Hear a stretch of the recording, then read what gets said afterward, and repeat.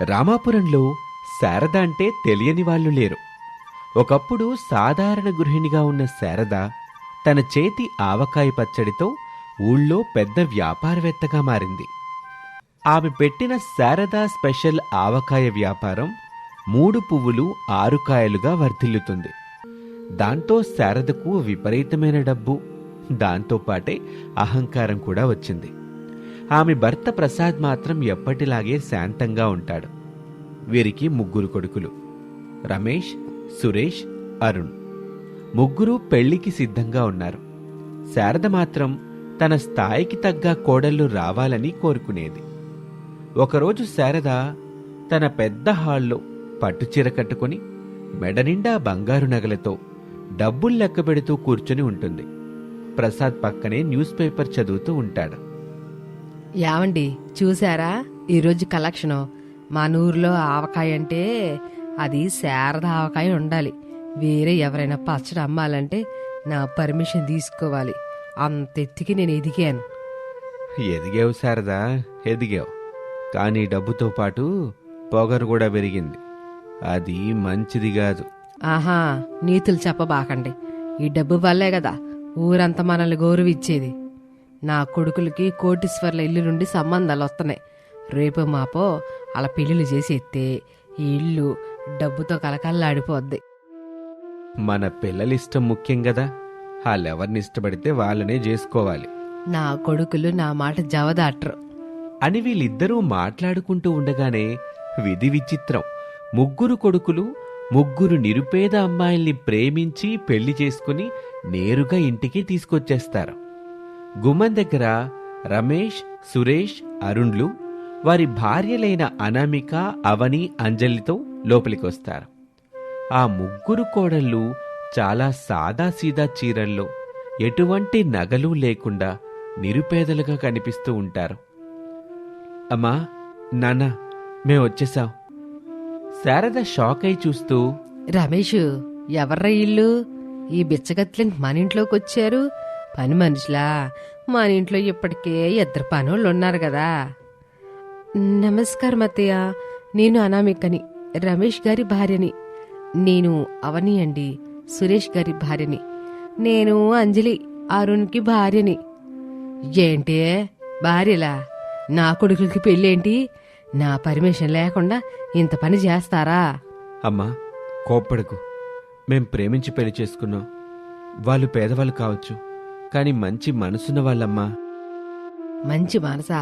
ఆ మనసుని అమ్ముకుంటే మార్కెట్లో కిలో ఆవకాయ మొక్కలు కూడా రావు.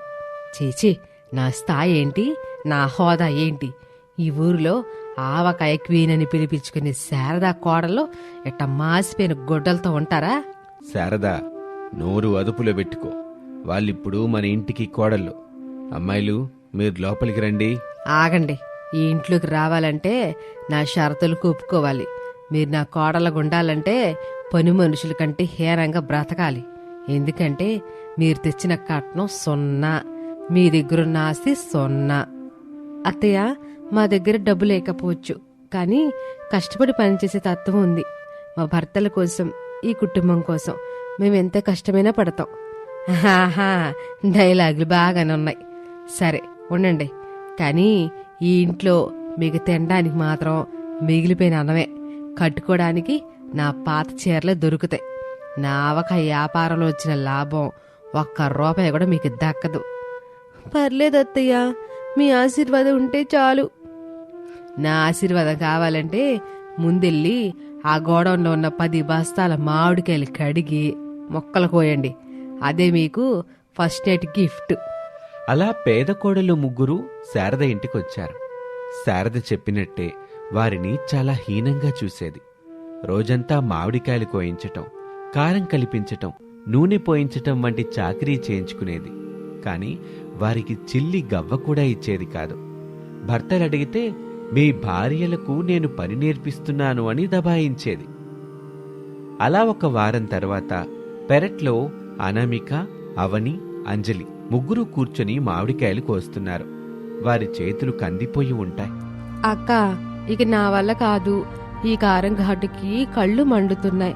అత్తయ్య ఏమో రోజు రోజుకి రాక్షసిలా మారిపోతున్నారు. నిన్న నేను అన్నం అడిగితే పని చేయని దానికి తిండెందుకని తిట్టారు. అవునన్నమిక అక్క, మన భర్తలు కూడా అమ్మకి భయపడి ఏమీ మాట్లాడలేకపోతున్నారు. మనం ఇలాగే ఉంటే జీవితాంతం బానిసల్లా మిగిలిపోతాం. మనమే ఏదో ఒకటి చేయాలి. నిజమే అవని, మనం పేదవాళ్ళమని అత్తయ్యకి చులకన. డబ్బుంటేనే ఈ ఇంట్లో గౌరవం దక్కుతుంది. మనం కూడా డబ్బు సంపాదించాలి. ఎలా అక్క? మన దగ్గర పెట్టుబడికి పైసా లేదు కదా. మన దగ్గర డబ్బు లేదు, కానీ తెలివి ఉంది. అత్తయ్య గారు కేవలం ఆవకాయ అమ్ముతున్నారు, కానీ మనం అంతకంటే కొత్తగా ఆలోచించాలి. జనం ఎప్పుడు కొత్తదనాన్ని కోరుకుంటారు కదా. ఏం చేద్దామక్క, మనము ఆవకాయ వ్యాపారం పెడదామా? అత్తయ్య వ్యాపారం ముందు మన పచ్చడి ఎవరు కొంటారు? ఆవిడ దగ్గర చాలా డబ్బుంది, పబ్లిసిటీ ఉంది. అక్కడే ఉంది కిటుకు. జనం ఆవకాయ కొనుక్కునేటప్పుడు రుచి మాత్రమే కాదు, అదృష్టాన్ని కూడా కోరుకుంటారు. మనం పెట్టబోయే వ్యాపారం పేరు బంగారు వెండి ఆవకాయ పచ్చడి.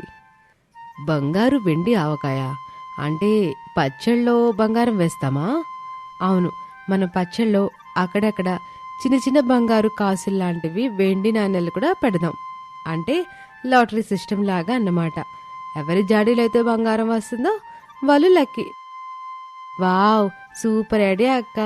జనం ఆవకాయ కోసం కాకపోయినా బంగారం కోసమైనా మన పచ్చడి కొంటారు. కానీ బంగారం వెండి కొనడానికి మన దగ్గర డబ్బులు ఎక్కడవి? మన ముగ్గురు దగ్గర పెళ్లి సమయంలో అమ్మవాళ్ళు ఇచ్చిన చిన్న చిన్న ఉంగరాలు, గొలుసులు ఉన్నాయి కదా, అవి అమ్మేద్దాం. ఆ డబ్బుతో పెట్టుబడి పెడదాం. వచ్చిన లాభంలో మంచి బిజినెస్ స్టార్ట్ చేద్దాం. సరే అక్క, నీ మీద నమ్మకంతో నా తాలిబుట్టు తప్ప అన్నీ ఇచ్చేస్తా. అలా ముగ్గురు కోడళ్ళు తమ దగ్గరున్న నగలమ్మి రహస్యంగా ఊరి చివర ఉన్న చిన్న గుడిసెలో ఆవకాయ తయారీ మొదలుపెట్టారు. దానికి లక్ష్మీదేవి అదృష్ట ఆవకాయ అని పేరు పెట్టారు. అనామిక తన తెలివితేటలతో పచ్చళ్ళలో ఒక మ్యాజిక్ చేసింది. కొన్ని జాడీల్లో చిన్న బంగారు ముక్కు పడక, కొన్నింటిలో వెండి కాసు, కొన్నింటిలో మామూలు పచ్చడి ఉండేలా ప్లాన్ చేశారు. అలా ఉండగా కొన్ని రోజుల తర్వాత ఊరి సెంటర్లో జనం గుమిగూడి ఉన్నారు. అక్కడ ముగ్గురు కోడళ్ళు ఒక చిన్న బండి మీద పచ్చడి అమ్ముతూ ఉంటారు. రండి బాబు రండి, ఆవకాయ కొండి అదృష్టం మీ సొంతం. రుచికి రుచి, ధనానికి ధనం. మా బంగారు వెండి ఆవకాయ కేవలం 500 రూపాయలు మాత్రమే. అది విని అప్పుడే అక్కడికొచ్చిన ఒక కస్టమర్ వాళ్లతో, ఏమ్మా, పచ్చళ్ళలో బంగారం ఉంటుందా? నిజమేనా? నమ్మకం లేకపోతే ఒకసారి కొని చూడండి బాబాయ్, మీ అదృష్టం ఎలా ఉందో మీకే తెలుస్తుంది. ఆ కస్టమర్ ఒక జాడీ కొంటాడు. ఆతురతగా మూత తీసి స్పూన్తో పచ్చడిని అటు ఇటు కదిలిస్తాడు. నిజంగానే అందులో నుంచి ఒక చిన్న వెండి కాసు బయటపడుతుంది. కస్టమర్ ఎగిరి గంతులేస్తూ, ఒరేయ్, వెండి కాసు దొరికింది, నిజమే రోయ్, వీళ్ళు చెప్పింది నిజమే. ఇక ఆ వార్త ఊరంతా వ్యాపిస్తుంది. జనం ఎగబడి మరీ పచ్చడి జాడీలు కొనటం మొదలుపెట్టారు. ఒకరికి బంగారు ముక్కుపుడక దొరికింది, మరొకరికి వెండి ఉంగరం దొరికింది. దాంతో ఆవకాయ కంటే ఆ అదృష్టాన్ని పరీక్షించుకోవటానికి జనం ఎగబడుతూ ఉండేవారు. అలా ఉండగా శారద గోడౌన్లో ఈగలు తోలుకుంటూ కూర్చుని ఉంది. ఒక్క కస్టమర్ కూడా లేడు. యావైంది ఊరు జనానికి? రోజుకి 100 జాడీలు అమ్మి నా దగ్గర ఈరోజు బోని కూడా అవ్వలేదు. ఏవండి? ప్రసాద్ లోపల నుంచొస్తూ, అబ్బా, ఏంటి ఆ కేకలు? బయట ఏం జరుగుతుందో చూసారా? జనమంతా ఎక్కడికి వెళ్ళారు? నా ఆవకాయ వాసన వాళ్ళకి నచ్చట్లేదా? నీ ఆవకాయ వాసన కంటే అక్కడ నీ కోడళ్ళు అమ్ముతున్న బంగారు ఆవకాయ మెరుపు జనాల కళ్ళు మిరుమిట్లు గొలిపేలా చేస్తుంది. ఏంటి, నా కోడలు ఆవకాయ అమ్ముతున్నారా? అది బంగారంతోనా? ఇది ఎక్కడ ఇడ్డోరం? అవును శారదా, వాళ్ళు ఊరి చివరన ఒక షాప్ పెట్టారు. పచ్చళ్ళలో బహుమతులు పెట్టి అమ్ముతున్నారు. జనమేమో పిచ్చోళ్ళలాగా కొంటున్నారు. వాళ్ళిప్పుడు బాగా సంపాదిస్తున్నారుగా. ఓహో, నా ఇంట్లో ఉంటూ నాకే పోటీ కొత్తారా? ఆ బెచ్చగత్తిలకి ఎంత ధైర్యం! ఇప్పుడే వెళ్ళి అలా పని చెప్తాను. అలా అంటూ శారద కోపంతో ఊగుతూ తన ముగ్గురు కొడుకులను వెనకేసుకుని కోడళ్ల షాప్ దగ్గరికి వెళ్తుంది. అక్కడ జనం విపరీతంగా ఉంటారు. అనామిక, అవని, అంజలి బిజీగా డబ్బులు తీసుకుంటూ పచ్చడి జాడీలు ఇస్తూ ఉంటారు. ఆపండి, ఈ నాటకం ఆపండి అని అనగానే అందరూ నిశ్శబ్దం అయిపోతారు. కోడళ్ళు అత్తగారిని చూసి నవ్వుతారు. రెండత్తయ్య గారు, వెల్కమ్. పచ్చడి కొంటారా? ఈరోజు స్పెషల్ ఆఫర్ ఉంది. 2 జాడీలు కొంటే ఒక వెండి కాయిన్ గ్యారెంటీ. ఏంటి ఎటకారం? నా ఇంట్లోనే ఉంటూ నాకే పోటీ పెడతారా? మీరు నా కోడళ్ళని మర్చిపోయారా? మర్చిపోలేదు అత్తయ్య, కానీ మీరు మమ్మల్ని కోడళ్ళుగా ఎప్పుడు చూడలేదు కదా. పని మనుషుల కంటే హీనంగా చూశారు. అందుకే మేము సొంతంగా బ్రతకాలని నిర్ణయించుకున్నాం.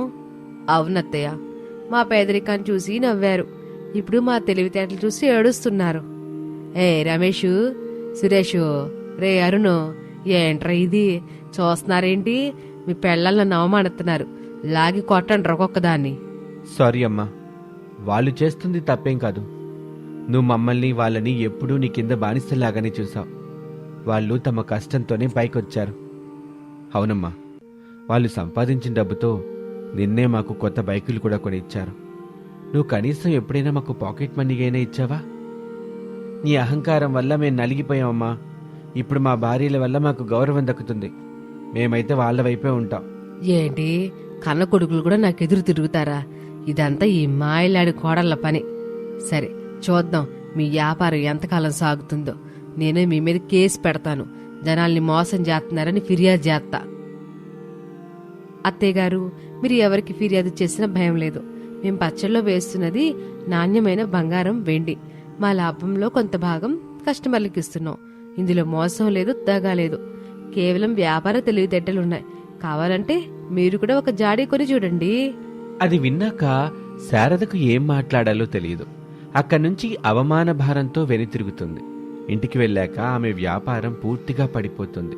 కొడుకులు కోడళ్లను ఇంటి నుంచి పంపించేస్తుంది. ఆమె తయారు చేసిన పచ్చడి కొనేవాళ్లు లేక గోడౌన్లోనే పాడైపోతుంది. ఆమె దగ్గర పనిచేసేవాళ్లు కూడా జీతాలు ఇవ్వటం లేదని మానేస్తారు. ఇప్పుడు శారద ఒంటరిదైపోతుంది. 1 నెల తర్వాత శారద ఇల్లు నిశ్శబ్దంగా ఉంది. శారద ఒక మూల కూర్చొని ఏడుస్తూ ఉంటుంది. ప్రసాద్ ఆమెని ఓదార్చుతూ ఉంటాడు. ఇప్పటికైనా తెలిసిందా శారద? డబ్బు, అహంకారం శాశ్వతం కాదు, మనుషుల ప్రేమే ముఖ్యమని. నీ కోడళ్ళు నిన్ను ఎదిరించినా వాళ్ళు నిన్ను ద్వేషించలేదు. వాళ్ళు కేవలం తమ ఆత్మగౌరవం కోసం పోరాడారంతే. అవునండి, నేనే తప్పు చేశా. పేదవాళ్ళని సులకనగా చూశాను. నా కోడలలో ఉన్న లక్ష్మీ కళని గుర్తించలేకపోయా. ఇప్పుడు నాకంతా పోయిందండి. నా పిల్లలు కూడా నా దగ్గర లేరు. అప్పుడే ఇంటి ముందు కార్ల చప్పుడు వినిపిస్తుంది. అనామిక, అవని, అంజలి కొడుకులతో కలిసి వాళ్ళ కార్లలో దిగుతారు. వాళ్ళ చేతిలో స్వీట్ బాక్సులు, కొత్త బట్టలు ఉంటాయి. అత్తయ్యా అని అనామిక అనగానే శారద తలెత్తి చూస్తుంది. కోడలు నవ్వుతూ లోపలికొస్తారు. ఏంటత్తయ్యా అలా డల్గా ఉన్నారు? మేము వచ్చేసాం కదా. మీరా? నన్ను ఇంకా ఎందుకు చూడ్డానికి వచ్చారు? నా పతనాన్ని చూసి నవ్వుకోడానికా? కాదత్తయ్య, మిమ్మల్ని మా ఇంటికి తీసుకెళ్దామని వచ్చాం. ఇంటికా? ఏ ఇల్లు? మేము ఈ ఊరి మధ్యలో ఒక పెద్ద బంగ్లా కొన్నాం అత్తయ్య. దానికి శారదా నిలయమే అని పేరు పెట్టాం. నా పేరా? నేను ఇన్ని మాటలు అన్నాక కూడా నా పేరు పెట్టారా? అవునమ్మా, అనామిక చెప్పింది నిజం. మనం ఎంత ఎదిగినా మూలాల్ని మర్చిపోకూడదని. నువ్వు మా అమ్మవి. నీ ఆశీర్వాదం లేకపోతే మాకు ఈ విజయం దక్కేదే కాదు. అత్తయ్య గారు, వ్యాపారంలో పోటీ ఉండొచ్చు, కానీ కుటుంబంలో కాదు. మాకు డబ్బొచ్చింది, కానీ ఆశీర్వదించే అత్తమామ లేని లోటు కనిపిస్తోంది. మా బంగారు ఆవకాయలో అసలైన బంగారం మీరే. నన్ను క్షమించమ్మా. నేను రాక్షసిని. మీ గొప్ప మనసు తెలియక మిమ్మల్ని బాధ పెట్టాను. అమ్మో అత్తయ్య, మాకు మీ ప్రేమ చాలు. ఇంకో విషయం అత్తయ్య, మీ శారదా స్పెషల్ ఆవకాయ రెసిపీ మాకు కావాలి. మా బంగారు ఆవకాయలో మీ రుచి కూడా తోడైతే ఇక ప్రపంచం మొత్తం మనదే. అవునత్తయ్య, మనం అందరం కలిసి బిజినెస్ చేద్దాం. మీరు చైర్మన్గా ఉండండి, మేము మేనేజర్లుగా ఉంటాం. భలే చెప్పారమ్మా. శారదా, చూసావా నీ కోడళ్ళ గొప్పతనం? ఇప్పటికైనా అహంకారం వదిలేసి అందరితో కలిసిపో. తప్పకుండా అండి, నా తప్పు తెలుసుకున్నా. ఇకపై మనం వేరు కాదు, అందరూ ఒకటే. పేద కోడలని ఎక్కిరించాను, కానీ మీరే అసలేం ధనవంతులు, మనసున్న మహారాజులు. అలా ఆ రోజు ఆ ఇంట్లో నిజమైన పండుగొచ్చింది. శారద అహంకారం నశించి ప్రేమ చిగురించింది.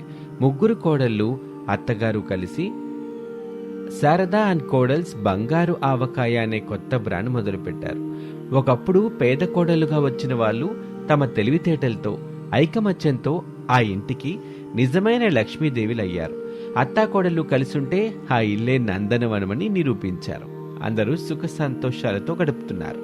ఇది వాల్టి కథ. మరొక ఆసక్తికర కథలో మళ్ళీ కలుద్దాం. నమస్తే. రాఘవపురంలో శారదాప్రసాద్ దంపతులు నివసిస్తూ ఉంటారు. వారిది చాలా పేద కుటుంబం. వారికి 3 కొడుకులు. పెద్దవాడు రమేష్, రెండోవాడు సురేష్, మూడోవాడు అరుణ్. వారి భార్యలు అనామిక, అవని, అంజలి. 3 కొడుకులు కూలి పనులకు వెళ్తేనే గాని పూట గడవని పరిస్థితి వాళ్లది. అయినా సరే ఆ కుటుంబంలో పేదరికం ఉన్నా దైవభక్తికి మాత్రం కొదవలేదు. ముఖ్యంగా అనామిక, అవని, అంజలిలు అత్తగారైన శారదను ఎంతో గౌరవిస్తారు. ఈరోజు మహాశివరాత్రి. ఊరంతా పండుగ వాతావరణం నెలకొంది. కాని వీరింట్లో మాత్రం తినటానికి గుప్పెడు బియ్యం కూడా లేని పరిస్థితి. ఆ రోజు ఉదయం సమయంలో శారద తలస్నానం చేసి తులసి మొక్క దగ్గర దండం పెట్టుకుంటూ ఉంటుంది. అక్కడికి అనామిక వస్తుంది. అత్తయ్య, శివయ్యకి దీపం పెట్టారా? ఈరోజు మహాశివరాత్రి కదా, గుడికి ఎప్పుడు వెళ్దాం?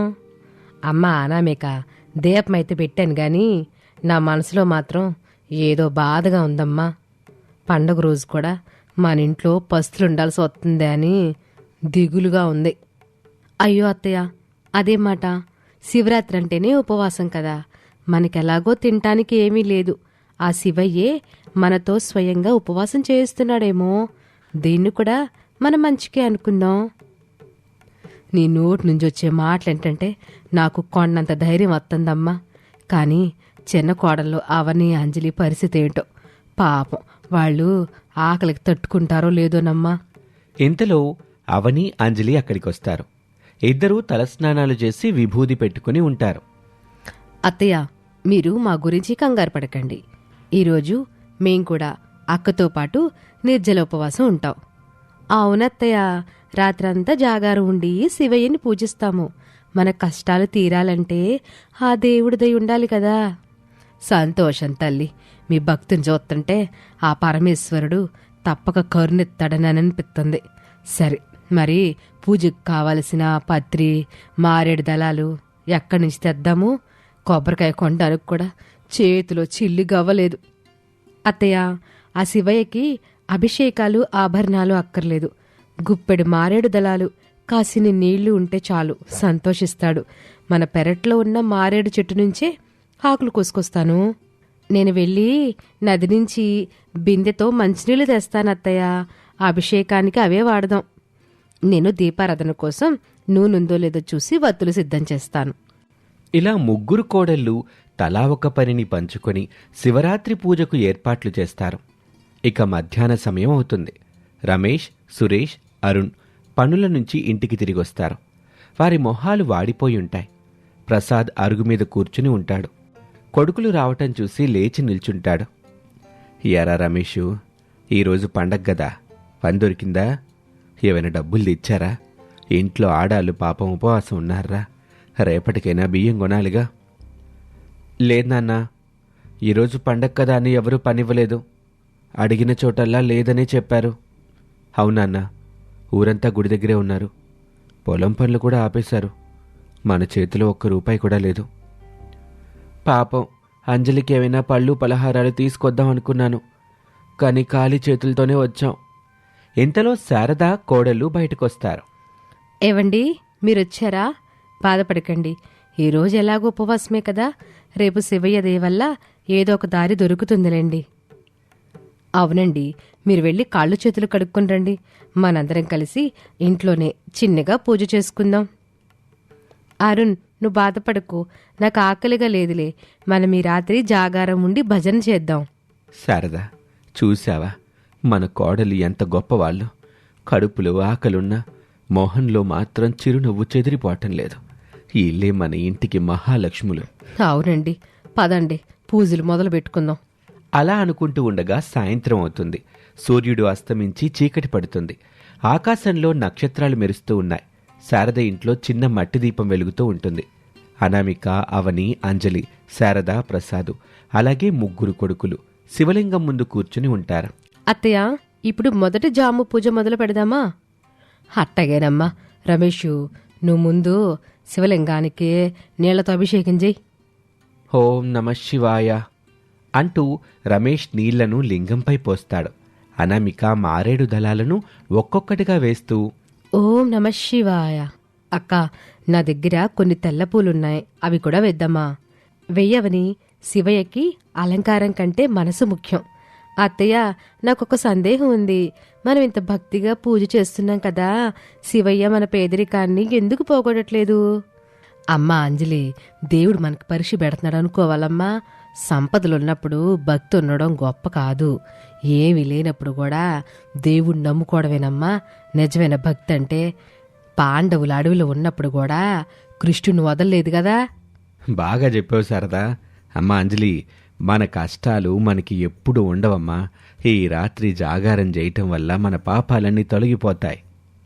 అవునంజలి, మన నమ్మకంతో ఉందాం. అలా మొదటి జాము పూజ పూర్తవుతుంది. రాత్రి 9 గంటలు దాటుతుంది. అందరూ గుండ్రంగా కూర్చుని శివయ్య పాటలు పాడుతూ ఉంటారు. కాని పగలంతా పని వెతుక్కొని అలసిపోయిన మగవాళ్లకు నిద్ర ముంచుకొస్తుంది. అబ్బా, కళ్ళు మూసుకుపోతున్నాయి. ఒక్క క్షణం నడుం వాలుస్తాను. ఏవండి, నిద్రపోకూడదు. ఈరోజు జాగారం కదా, నిద్రపోతే ఉపవాసం ఫలితం దక్కదు. లేవండి. లేదవని, నా వల్ల కావటం లేదు. ఒక్క 10 నిమిషాలు అంతే. సురేష్, శివరాత్రి జాగారం అంటే సామాన్యమైన విషయం కాదు. నిద్రను జయించిన వాడే శివుడికి దగ్గరవుతాడు. లే, వెళ్ళి ముఖం కడుక్కుండ్రే. లేరా తమ్ముడు, వదిన చెప్తుంది కదా, మనం మగవాళ్ళం అయ్యుండి ఆడవాళ్ళ కంటే ముందే నిద్రపోతే బాగోదు. అవునన్నయ్య, మన భార్యలు ఎంత నిష్ఠగా ఉన్నారో చూడు. వాళ్ళని చూసైనా మనం మేలుకోవాలి. అక్క, నాకు కూడా కొంచెం మత్తుగా ఉంది. ఏదైనా కథ చెప్పవా? వింటూ మేల్కుంటాము. అవునమ్మా నమ్మేక, నువ్వు పురాణాలవి బాగా చదువుతావుగా. శివరాత్రి గురించి ఏదైనా కథ చెప్పు, అందరికి నిద్రపోద్ది. సరే అత్తయ్య, అందరూ శ్రద్ధగా వినండి. పూర్వం ఒక వేటగాడు ఉండేవాడు. వాడు అడవిలో వేటకెళ్ళి రాత్రైపోవటంతో దారి తప్పిపోయాడు. క్రూర మృగాల నుంచి తప్పించుకోవడానికి ఒక చెట్టెక్కాడు. అది మారేడు చెట్టే కదక్క? అవునవని, అది మారేడు చెట్టు. ఆ చెట్టు కింద ఒక శివలింగం ఉంది. కాని ఆ వేటగాడికి మాత్రం ఆ విషయం తెలీదు. రాత్రంతా నిద్ర రాకుండా ఉండడానికి, కిందన్న పులి తనని తినకుండా ఉండడానికి చెట్టు ఆకులు కోస్తూ కింద పడేస్తున్నాడు. అంటే అతనికి తెలియకుండానే శివార్చన చేశాడా? సరిగ్గా చెప్పావంజలి. అతను కోసి కింద వేసిన మారేడాకులు నేరుగా శివలింగం మీద పడ్డాయి. పగలు తిండిలేక ఉపవాసం ఉన్నాడు. రాత్రి నిద్రలేక జాగారం చేశాడు. తెలియకుండానే శివరాత్రి వ్రతం చేశాడు. ఆ తర్వాత ఏమైందమ్మా? ఇక మరుసటి రోజు ఉదయం అతని ఇంటికెళ్ళాడు. కాని చనిపోయే సమయం వచ్చినప్పుడు శివదూతలొచ్చి అతని కైలాసానికి తీసుకెళ్లారు. తెలియకుండా చేసిన పూజకే అంత ఫలితం ఉంటే మనం ఇంత భక్తిగా తెలిసి చేస్తున్న పూజకి ఇంకెంత ఫలితం ఉంటుందో ఆలోచించండి. నిజమే అక్క, ఇప్పుడు నాకు అస్సలు నిద్ర రావట్లేదు. ఆ వేటగాడి కంటే మనం అదృష్టవంతులం కదా. అంజలి, నీలో ఇంత మార్పు వస్తుందనుకోలేదు. సోమరిపోతువైన నువ్వు జాగారం ఉంటున్నావంటే అంతా శివయ్య మహిమే.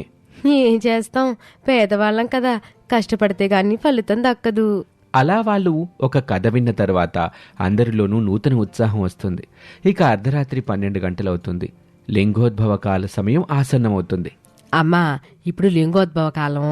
శివుడు జ్యోతిర్లింగంగా ఉద్భవించిన సమయం.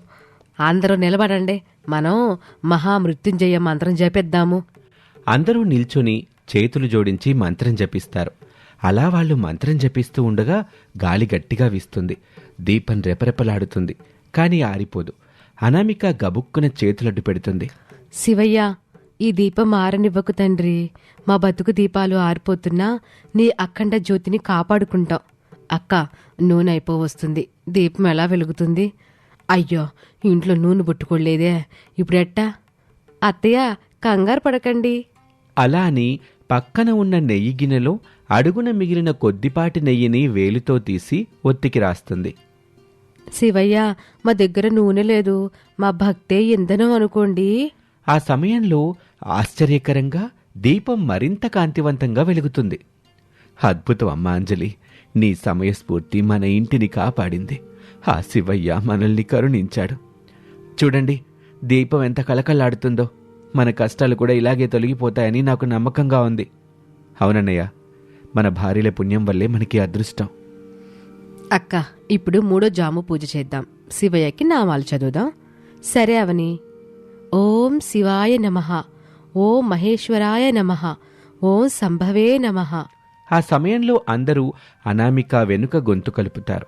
రాత్రంతా శివనామస్మరణతో ఆ ఇల్లు మారుమ్రోగిపోతుంది. తెల్లవారుజామున 4 గంటలవుతుంది. బ్రహ్మముహూర్తం ప్రవేశిస్తుంది. అమ్మ కోడల్లో మీ ముగ్గురికి పాదాభివందనం చెయ్యాలనుంది. అయ్యో అత్తయ్య, అదేం మాట? మీరే మాకు దైవం, మీ ఆశీర్వాదమే మాకు రక్ష. అవునత్తయ్య, మీరు మాకు అత్త కాదు, అమ్మలాంటివారు. కాదు తల్లి, పేదరికం అనే చీకట్లో ఉన్న మా ఇంటికి మీరు ముగ్గురు వెలుగు దివ్వెల్లాగొచ్చారు. ఈ శివరాత్రికి మీ వల్లనే మాకెంతటి పుణ్యం దక్కింది. నిద్రను జయించారు, ఆకలి నోడించారు. నిజమైన శివపార్వతులమ్మ మీరేను. అవునమ్మా, మీ మావయ్యగా నేను కూడా గర్వపడుతున్నాను. మావయ్య, మీ ప్రేమ ముందు ఆకలి నిద్ర ఏమీ గుర్తుకు రాలేదు. ఇక అంతలోనే గుడిగంటలు వినిపిస్తాయి. కోడికూత వినిపిస్తుంది.